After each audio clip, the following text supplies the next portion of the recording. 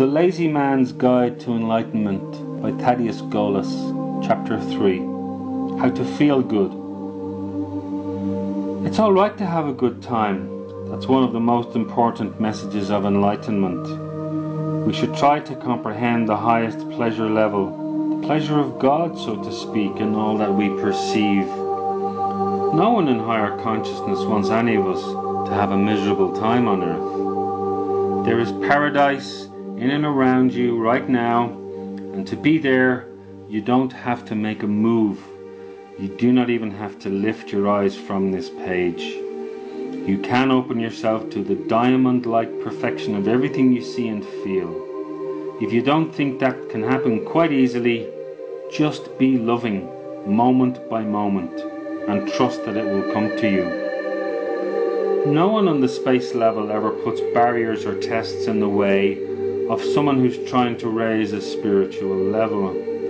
Hindsight may make it look as though you're being tested, but in truth, you're always being allowed to decide for yourself, to define the universe that is real to you. Higher beings are only too happy when you show yourself loving enough to rise.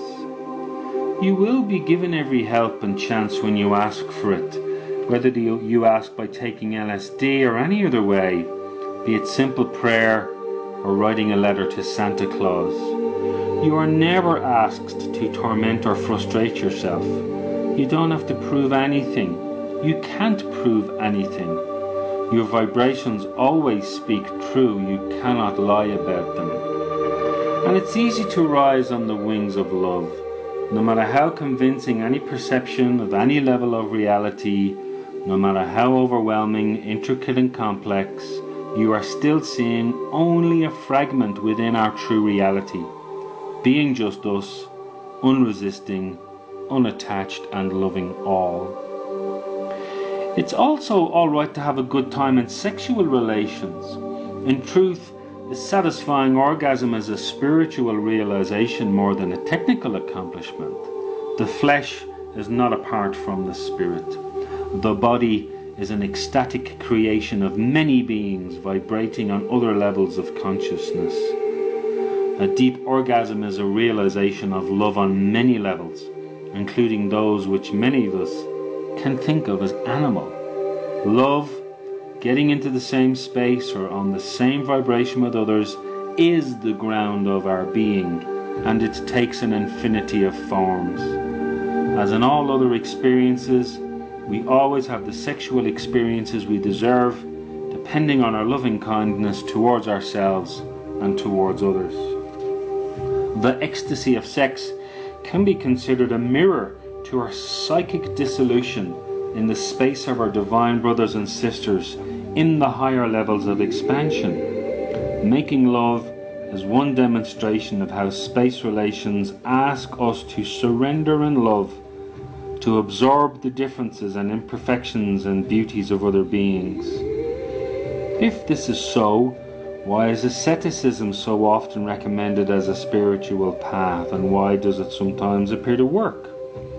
As we saw in the preceding chapter, when you push hard in one direction, you are likely to be swung into a state other than what you intend.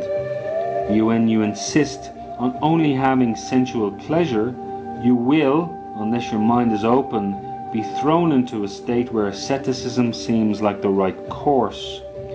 And when you go far enough in asceticism, you may be thrown into bliss and ecstasy, as many saints have told us.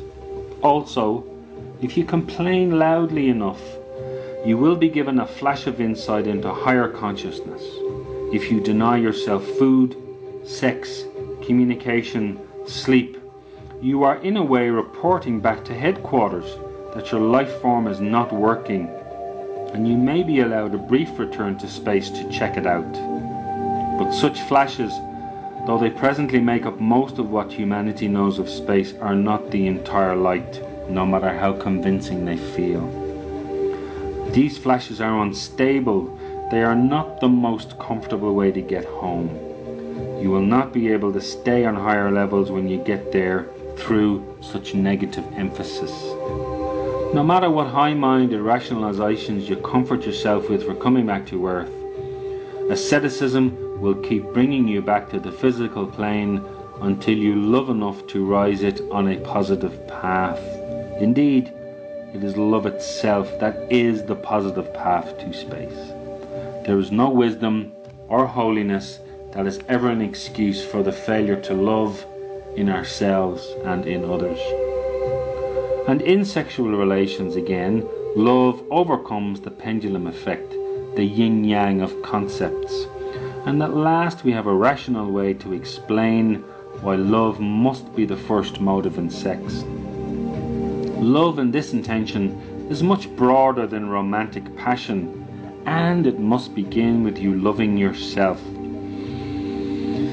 If you love everything you feel and do, including your emotionally dry and empty moods, your pleasure will keep coming back. If you find sex unrewarding, it means that in this lifetime or another, you insisted too much on the other side of the balance.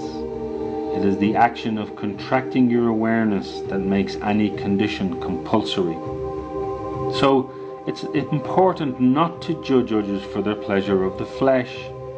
What you deny to others will be denied to you, for the plain reason that you're always legislating for yourself. All of your words and actions define the world you want to live in.